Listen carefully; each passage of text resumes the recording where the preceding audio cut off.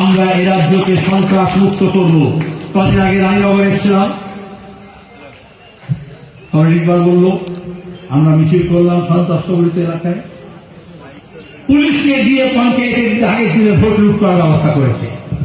আমরা পুলিশকে বলছি আইন মেনে চলবেন, নিয়ম মেনে চলবেন, সংবিধান মেনে চলবেন, কোন দলদাসগিরি করবেন না।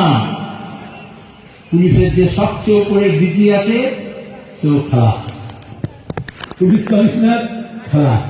তাহলে এই আইসি আর কনস্টেবলদেরকে বলছি আর সিভিক ভলেন্টিয়ারদেরকে বলছি যে ভোট এসছে বলে তোমাদের চাকরি পার্মানেন্ট করে দেবো। তৃণমূল কখনো পার্মানেন্ট করে? তৃণমূলের এমএলএ এমপি মন্ত্রী পার্মানেন্ট নয়। হ্যাঁ, আজকে নবান্ন আছে, কালকে জেলে আছে, পথচারী আছে না, জেলে আছে না। পার্মানেন্ট লড়াই কে লড়ে? লাল ঝান্ডা লড়ে। কাজের জায়গায়, কলে, কারখানায় ঠিকা মজুরকে পার্মানেন্ট করতে হবে। সিভিক ভলেন্টিয়ারদেরও পুলিশের চাকরি যদি পার্মানেন্ট কেউ করতে পারে তো এই মোহাম্মদ সেলিম, এই লাল ঝান্ডা, এই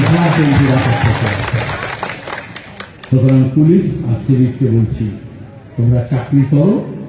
তোমাদের অভাব অভিযোগ আছে, পার্লামেন্টে গিয়ে যদি আপনারা পাঠান, মুর্শিদাবাদের কথা বলবো, সেচের কথা বলবো, রেল লাইনের কথা বলবো, বর্ডার রোডের কথা বলবো, বিএসএফ যে অন্যায় করে সীমানা এলাকার চাষিদের উপরে, মানুষের উপরে, তাদের কথা বলবো।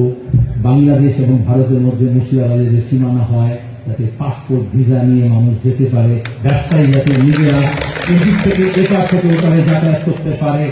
ওরা বেআইনি করে, বিজেপি আর তৃণমূল স্মাগলিং করে, তাদের কাছ থেকে টাকা নেয়। যদি আইনসম্মত ভাবে হয় তাহলে বেআইনি কাজ বন্ধ হবে। এরকম আরো অনেক কথা আছে।